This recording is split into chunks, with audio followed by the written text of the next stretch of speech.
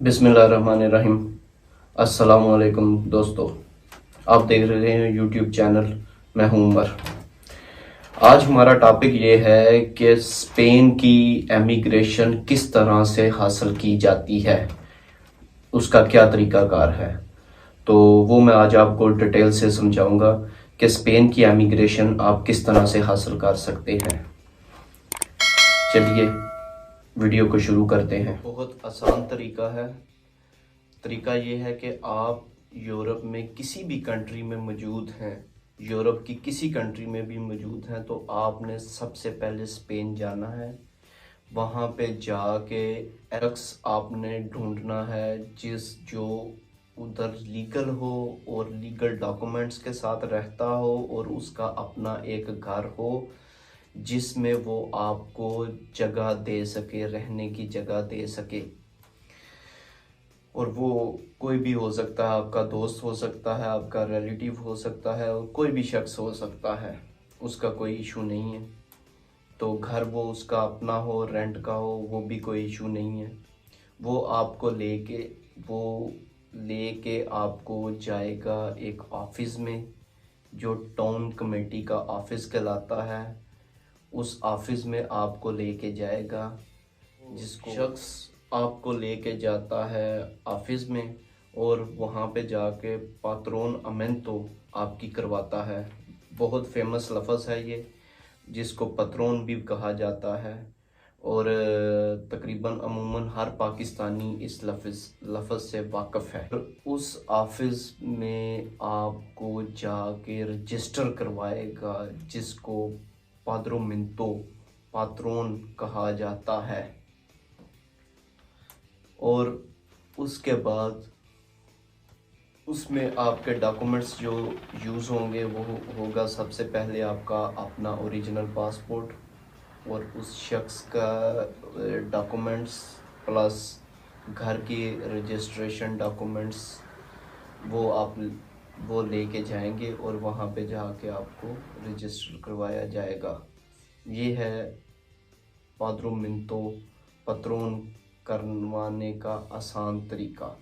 उसके बाद जब इसके 3 साल गुजर जाएंगे, उसके बाद आप पात्रोन चलते हुए 3 साल गुजर जाएंगे। वो बेशक उसी के पास चल रही हो और आप भी उसको चेंज करवा दें, किसी और सिटी में ले जाएं या किसी और शहर में ले जाएं, किसी भी स्पेन में किसी भी शहर में जाके आप करवा सकते हैं। लेकिन वो उसका प्रोसेस जो सा है वो लीगल 3 साल रेगुलर चलना चाहिए, ताकि आप वो देखते हैं एंड में जब कि ये बंदा जो सा है 3 साल लगातार इस मुल्क में रहा है कि नहीं रहा। वो जब आप 3 साल आपके मुकम्मल होने वाले होंगे, उसके दौरान आपने डॉक्यूमेंट्स पूरे करने हैं। डॉक्यूमेंट्स आपके जो होंगे, जिनमें आपको रिक्वायर होंगे डॉक्यूमेंट्स, वो है सबसे पहले ओरिजिनल पासपोर्ट प्लस आपका स्कूल सर्टिफिकेट जो ज़बान है, और ज़बान का कोर्स होना चाहिए। बहुत से शहरों में, स्पेन के बहुत से शहरों में ज़बान का लाजम है और कई शहरों में नहीं है। लेकिन जो बार्सिलोना है, बार्सिलोना में मस्ट आपको कतलान ज़बान आनी चाहिए और स्पेनिश ज़बान का भी कोर्स आपके पास होना चाहिए। ये उनकी रिक्वायरमेंट है।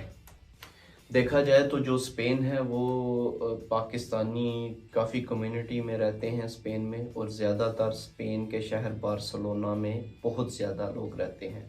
यूरोप में इंग्लैंड के बाद और फ्रांस के बाद तीसरे नंबर पे सबसे ज़्यादा जो पाकिस्तानी रहते हैं वो स्पेन में रहते हैं। तो काफ़ी तादाद में पाकिस्तानी मौजूद हैं। एक तो वहाँ पे स्पेन में एमिग्रेशन लेना आसान है बाकी कंट्री की निस्बत। तो आपका जो है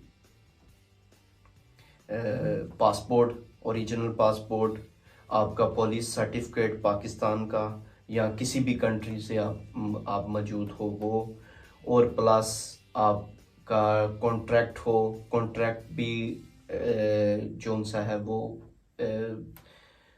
रेगुलर कॉन्ट्रैक्ट हो, और कम से कम वो 6 महीने का कॉन्ट्रैक्ट होना चाहिए लाजमी। और उसकी जो कम से कम सैलरी हो वो 750 यूरो होनी चाहिए, कम से कम उसकी सैलरी। और उसके बाद जो सा है आपने वो डॉक्यूमेंट सारे लेके जाने हैं ऑफिस में और जाके जमा करवाने हैं।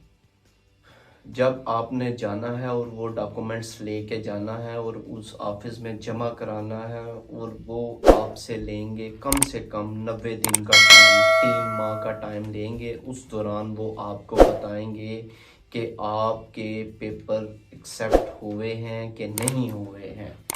वो आपको लेटर के ज़रिए, ईमेल के ज़रिए या कॉल करके आपको बता देंगे। अगर तो आपके डॉक्यूमेंट्स क्लियर हो जाते हैं तो आपको वो बुलाते हैं अपने ऑफिस। उसके बाद जब आपके डॉक्यूमेंट्स एक्सेप्ट होते हैं तो उसके बाद फिर आपको बोला जाता है कि आप जाके अपना टैक्स नंबर इशू करवा लें। टैक्स नंबर जब आप इशू करवाते हैं और उसके बाद आपको फिर कहा जाता है कि आपने पुलिस स्टेशन में जाके अपने फिंगर देने हैं, और वहाँ फिंगर दे के पुलिस स्टेशन में फिंगर देने पड़ते हैं, और उसकी तकरीबन 17-18 यूरो फीस है। वो जमा करा के फिर उसके बाद आपको 3 माह का टाइम दिया जाता है। उस दौरान आपका कार्ड आता है, और जब आपका कार्ड इशू होने से तकरीबन 1 माह का टाइम होता है, उस दौरान आपको जॉब पे जाना पड़ता है, और लाजमी आपने जॉब पे जाना होता है। और उस 3 माह वेट करने के बाद फिर आपको कार्ड इशू करते हैं जो 1 साल का होता है, और उस 1 साल के ऊपर आपको 6 माह काम करना ज़रूरी होता है। वो लाजमी है। अगर आप नहीं करते तो अगला प्रोसेस आपका रुक भी सकता है, लेकिन करना चाहिए लाजमी। और वो जो 1 साल का कार्ड है उसके ऊपर आप पाकिस्तान भी जा सकते हैं, किसी भी कंट्री पे मूव हो सकते हैं, लेकिन उस कार्ड के ऊपर आप 6 माह काम करें, काम करके उसका टैक्स जमा करवाएं। फिर उस कार्ड में आपको 2 माह की छूट होती है कि आप इस कंट्री से 2 माह के लिए बाहर जा सकते हैं। 2 माह से आप ज़्यादा आउट नहीं हो सकते। 60 डेज़ का टाइम होता है उस कार्ड पे, 1 साल वाले कार्ड के ऊपर। उसके बाद जब आपको 1 साल का कार्ड रीन्यू का टाइम आ जाता है, आप दोबारा अपने सारे डॉक्यूमेंट्स लेते हैं जिसमें कॉन्ट्रैक्ट होता है। सब आपने सेम उस वही प्रोसेस करना है जो फर्स्ट टाइम आपने किया था कार्ड लेते वक्त। आपने वो दोबारा जाके जमा करवाना होता है। फिर आपको दोबारा 2 साल का कार्ड इशू करते हैं। जब 2 साल का कार्ड इशू होता है तो फिर उसके बाद आपको कहा जाता है कि इस 2 साल के ऊपर आपका 12 माह का टैक्स होना ज़रूरी है, और उस कार्ड के 2 साल के कार्ड के ऊपर 12 माह का टैक्स देना ज़रूरी है। अगर आप ज़्यादा भी दे दें तो कोई प्रॉब्लम नहीं है, लेकिन 12 माह से कम नहीं होना चाहिए। कोशिश यही करें, वरना प्रॉब्लम भी बन सकती है। फिर नेक्स्ट प्रोसेस ये आता है कि जो 2 साल का कार्ड होता है उसके ऊपर आपको 4 माह मुल्क से बाहर रहने की परमिशन होती है। 4 माह से ज़्यादा आप उससे कार्ड के पे किसी और कंट्री में या अपनी होम कंट्री में नहीं रह सकते। और उसके बाद जब 2 साल का कार्ड ख़त्म होता है फिर दोबारा आप वही सेम प्रोसेस करते हैं, और आप फिर जाते हैं ऑफिस में और जाके आप डॉक्यूमेंट्स जमा कराते हैं। तो फिर आपको वो 3 साल का कार्ड इशू करते हैं। जब 3 साल का आपको कार्ड इशू हो जाता है उसमें 36 माह होते हैं। 36 माह में से आपको 18 माह का टैक्स देना ज़रूरी है। और जब आप 18 माह का टैक्स दे देते हैं और उस 36 महीने वाले कार्ड के ऊपर आपको 6 माह की गुंजाइश होती है कि आप इसके ऊपर 6 माह इस कंट्री से आउट हो सकते हैं। स्पेन से आप बाहर जा सकते हैं, आप अपनी होम कंट्री में भी जा सकते हैं और दीगर कंट्रियों में भी मूव हो सकते हैं। 6 माह के लिए परमिशन है, लेकिन आप 6 माह से ज़्यादा आउट नहीं हो सकते। जब वो आपका 3 साल का कार्ड ख़त्म होगा तो फिर आपको करना पड़ेगा 5 साल का कार्ड, परमानेंट रेजिडेंस अप्लाई करना पड़ेगा। वो 5 साल का कार्ड आपको इशू होगा और वो कार्ड आपका परमानेंट कार्ड कहलाएगा, परमानेंट रेजिडेंस कार्ड कहलाएगा। और 5 साल ख़त्म होने के बाद, टोटल 10 साल ख़त्म होने के बाद आप पासपोर्ट के लिए, नेशनलिटी के लिए अप्लाई कर सकते हैं। ये था शॉर्टकट और आसान तरीका नेशनलिटी तक और डॉक्यूमेंट्स को बेहतर बनाने के लिए।